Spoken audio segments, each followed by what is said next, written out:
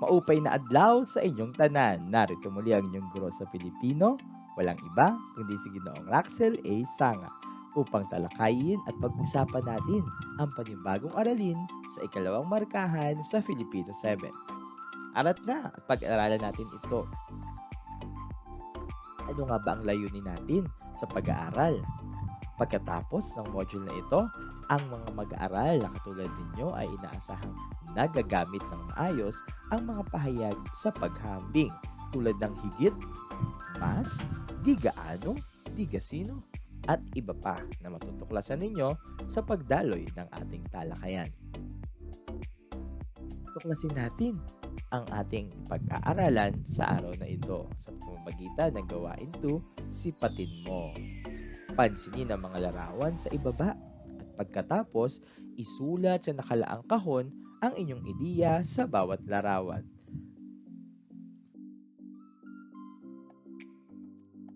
Sa unang larawan, ano ba ang inyong mga napapansin? Umpisahan natin sa kanilang pagkakatulad. Isulat sa inyong mga notebook ang pagkakatulad nila. Oops, ngayon naman, ano ang pagkakaiba sa kanilang dalawa?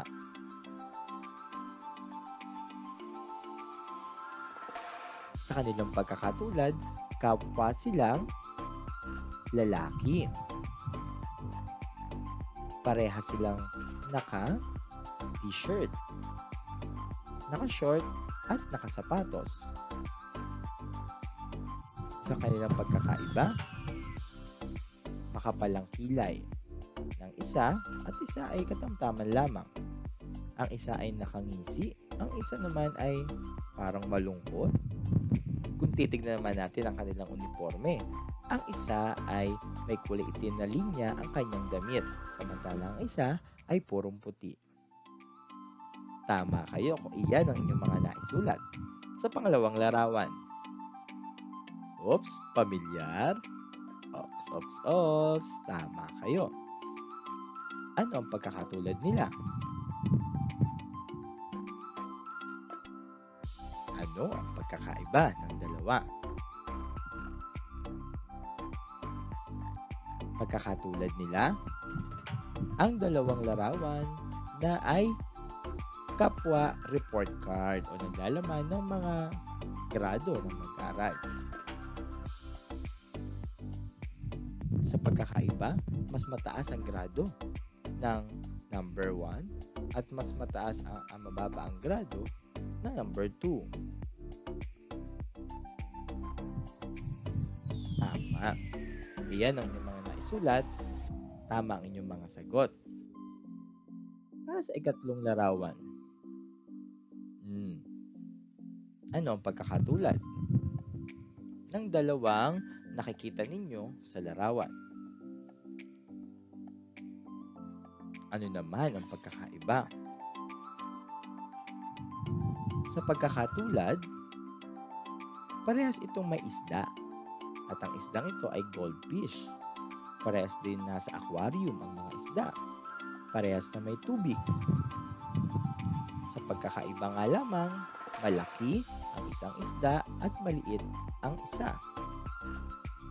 Sa kabilang banda, mas malaki ang aquarium ng maliit na isda kumpara sa malaking isda na maliit ang kanyang aquarium. Tama kayo sa inyong mga naisulat. So may idea na ba kayo sa ating tatalakayin? Pag-uusapan natin ay Aralin 2.5, mga pahayag sa paghahambing. Yan. Naranasan nyo na bang maihambing? O naranasan nyo na bang maghambing?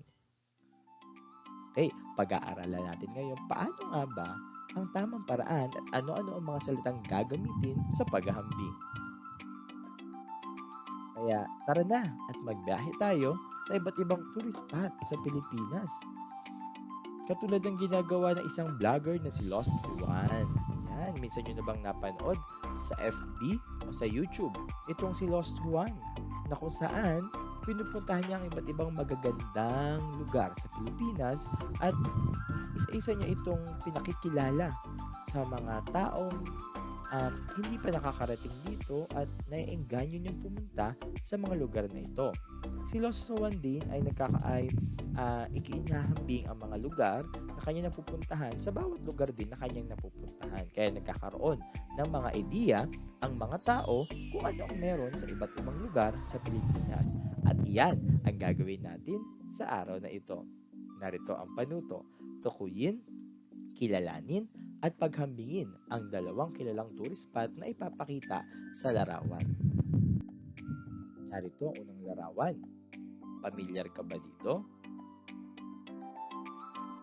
Hindi yan sa ibang bansa, iyan ay sa Pilipinas. Ang tawag dyan ay The Ruins na matatagpuan sa Bacolod, sa Negros Occidental. Ito ay pinatayo ng isang mayamang mamamayan para sa kanyang asawa na kanyang lubos na minamahal. At inihahambing ito sa isang kilalang lugar sa India. Familiar ba kayo dito? Ang tawag natin sa lugar na yan ay Taj Mahal, na isang musileo, saan nakalagak ang labi ng isang babaeng lubos na minamahal ng isang Indiano. Kaya pinagawa niya ito ng magandang musileo at tinawag itong Taj Mahal. Katulad ng The Ruins, kapwa silang itinayo dahil sa pagmamahal ng kanilang mga asawa. At kapwa itong tourist spot. Nagkaiba nga lamang ang The Ruins sa isang lumang bahay, samantalang ang Taj Mahal ay isang musileo o lagakan ng labi ng namatay.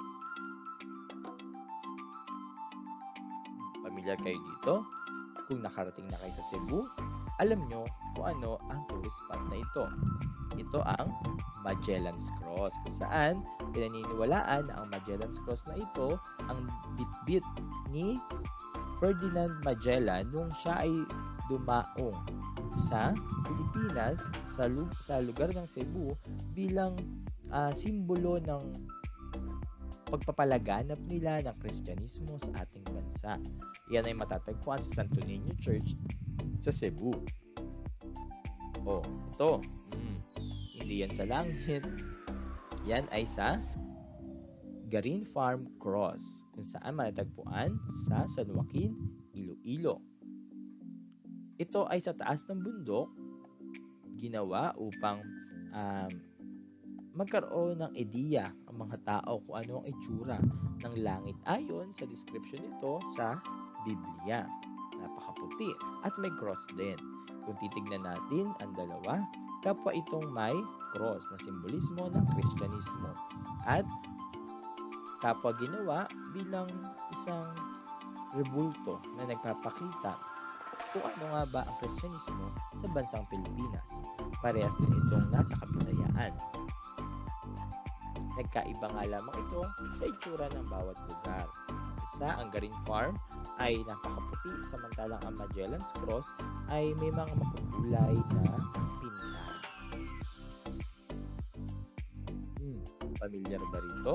Marami na siguro ngayon nakaligo. Oops! Gusto nyo na bang maligo sa mga talon? Ang tawag natin dyan ay talon ng Inambakan na matatagpuan din sa Kabisayaan. At ito ang isa sa mga kilalang talon sa Cebu, ang talon ng Kawasan na matatagpuan din sa Kabisayaan nga sa Cebu din. So, kung ihahambing natin silang dalawa, ito, ang dalawang talon ay kapwa kakikitaan ng malinis na tubig at mataas ang dalawang talon. At ang pagkakaiba naman ng dalawa ay mas asul ang kulay ng tubig ng Kawasan kumpara sa Inambakan. Familiar ba sa larawang ito? Ito ang San Juanico Bridge, na sinasabing pinakamahabang tulay sa buong Asya na nagdudugtong sa Samar at Leyte. Narito naman ang isa pang tulay, ang Marcelo Fernand Bridge na matatagpuan din sa Cebu. Pinatudugtong nito ang Lapu-Lapu City at ang Mactan. Kung paghahambingin natin, parehas itong tulay na nagdudugtong sa dalawang magkahiwalay na lugar. Parehas din nasa Kabisayaan, ngunit mas mahaba nga lamang ang San Juanico Bridge kaysa sa Marcelo Fernan Bridge. Ang mga ginamit nating pahayag kanina ay mga pahayag sa paghahambing. Pag sinabi nating pahayag sa paghahambing, ito ay mga pang-uring paghahambing. Ang tawag sa paglalarawan at paghahambing ng dalawang antas o katangian ng tao, bagay, ideya, pangyayari at iba pa. Ibig sabihin, kailangan muna nating ilarawan yung ating dalawang paghahambingin at tukuyin kung ano ang pagkakatulad at pagkakaiba bago nating gamitan ng mga pahayag na gagamitin natin sa paghahambing. Dahil kung hindi natin ito na ilarawan, ay mahihirapan tayong paghambingin ang dalawang katangian ng tao, bagay, ideya o pangyayari na ating paghahambingin. Mayroon tayong dalawang uri ng paghahambing, di magkatulad at magkatulad. Sa di magkatulad, kung ang paghahambingin ay hindi magkapatas ng uri ng katangian. Sa ilalim ng di magkatulad, mayroon tayong dalawang uri, ang palamang at ang pasahol. Kailangan muna natin tukuyin ano ang pinaghahambingan at inihahambing. Pag sinabing pinaghahambingan, ito yung babasihan ng paghahambing. Pag sinabing inihahambing, ito naman yung ikinukumpara doon sa pinagbabasihan natin ng paghahambing. Pag palamang, tandaan, ang dalawang pinaghahambing ay di magkapatas ng uri o katangian. Gumagamit ng higit, mas, lalo, di hamang at di tulad. Halimbawa, higit na mas mahaba ang San Juanico Bridge kumpara sa Fernan Bridge. Yan, so may mas mahaba sa dalawa. Pagpasahol naman, mahigit na katangian ang pinaghahambing kaysa inihahambing. Gumagamit ng di gaano, di kasino, at di lubha. Halimbawa, di gaanong mahaba ang Fernan Bridge kumpara sa San Juanico Bridge. Yan. At syempre, ang magkatulad. Ang hambingan kung ang pinaghahambing ay pareho o magkapatas ng uri ang katangian na ipapakita ito sa pamamagitan ng paggamit ng panlaping ka, sing, kasing, kapwa, magsing, magkasing.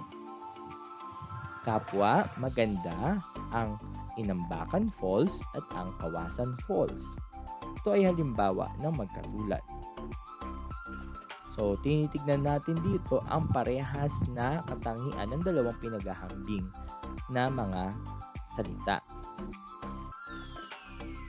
Yan, so natutuhan na ninyo ang tamang paghahambing. Ngayon naman ay gamitin natin ang inyong natutuhan para sumulat ng isang sanaysay na nagpapakita at naglalarawan ng inyong karanasan ng summer vacation noong 2019 at 2020.